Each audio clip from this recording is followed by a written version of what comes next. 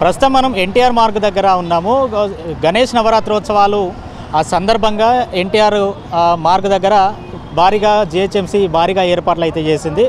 So ఒకసారి visual చూసుకోవచ్చు. అటు నెక్లెస్ రోడ్లో చూసుకుంటే దాదాపు చాలా క్రేన్లను ఏర్పాటు చేశారు. సో వచ్చినటువంటి వినాయకులు ఎప్పటికప్పుడు నిమజ్జనం అయ్యేలాగా ఏర్పాట్లను అయితే చేసింది. రోడ్ల మీద ఎట్లాంటి ట్రాఫిక్ స్తంభించకుండా ఎప్పటికప్పుడు సాఫీగా జరిగేలా జిహెచ్ఎంసీ భారీ ఏర్పాట్లను చేసిందని చెప్పుకోవచ్చు. సో గత సంవత్సరం మాదిరిగానే ఈ సంవత్సరం కూడా గణేష్ నిమజ్జనం ఎటువంటి అవాంఛనీయ సంఘటనలకు తావు లేకుండా విజయవంతంగా జరిగేలా అన్ని రకాలుగా జిహెచ్ఎంసీ ఏర్పాట్లు చేసిందని చెప్పుకోవచ్చు.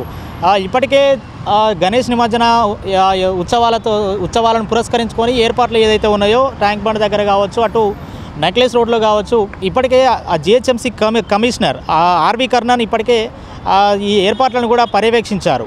గణేష్ నిమజ్జనానికి జిహెచ్ఎంసీ పకడ్బందీగా భారీగా ఏర్పాట్లు అయితే చేసిందని చెప్పుకోవచ్చు. ఈ ఉత్సవంలో స్వచ్ఛతకు పెద్దపీట వేసేలాగా ఏర్పాట్లు పెద్దపీట వేసేలాగా ఏర్పాటు చేస్తున్నట్టుగా తెలుస్తూ ఉన్నది. సో ఇప్పటికే ట్యాంక్ బండ్ దగ్గర భక్తులతోని కిటకిటలాడుతూ ఉన్నది.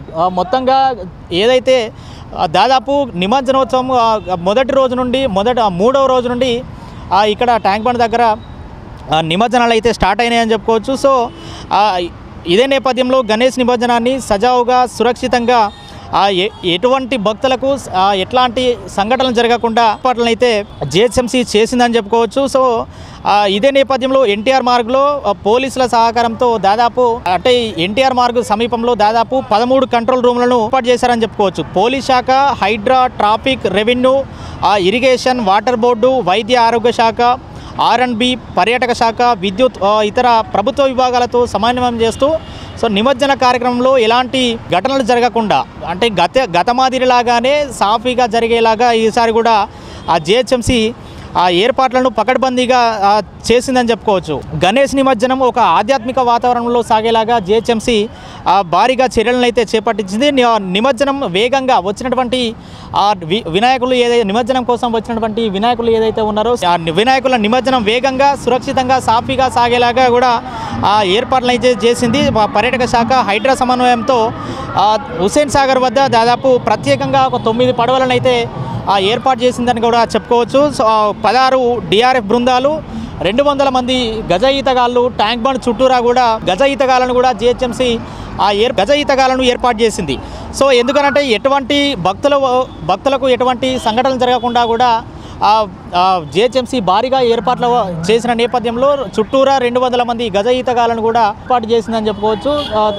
ఇక్కడే వైద్య బృందం కూడా వైద్యాధికారులకు సంబంధించి కూడా ఒక క్యాంపును కూడా ఏర్పాటు చేశారు. సో పోలీస్ బృందాలు, వైద్యాధికారులకు సంబంధించిన క్యాంపుతో పాటు జిహెచ్ఎంసీ అధికారులు, జిహెచ్ఎంసీ పర్యాటక శాఖ, విద్యుత్ శాఖకు సంబంధించినటువంటి అధికారులకు కూడా ఇక్కడే ప్రత్యేకమైన క్యాంపులు ఏర్పాటు చేసి సో ఎట్లాంటి అవాంఛనీయ ఘటనలకు కూడా తావు లేకుండా సాఫీగా జరిగేలాగా నిమజ్జనం ఎటువంటి ఘటనలకు ఆస్కారం లేకుండా సాఫీగా జరిగేలాగా జిహెచ్ఎంసీ ఇప్పటికే భారీగా ఏర్పాట్లను అయితే చేసిందని చెప్పుకోవచ్చు. సో ఇదే నేపథ్యంలో ఈ నెల 6న ఏదైతే ఖైరతాబాద్లో ఉన్నటువంటి బడా గణేశుడు, ఖైరతాబాద్ గణేశుడు గుర్జనం కాబోతా ఉన్నాడు. ఈ నెల 6వ తారీఖు ప్రారంభమవుతుంది. సో ఖైరతాబాద్ నుండి శోభాయాత్ర ప్రారంభమైన తర్వాత సో ఇదే ప్లేస్లో జిహెచ్ఎంసీ కమిషనర్ కూడా ఇప్పటికీ ఏర్పాట్లను దగ్గరుండి పర్యవేక్షించాలని కూడా కెమెరామ్యాన్ విజయ్తో కరుణాకర్, మెట్రో టీవీ, హైదరాబాద్.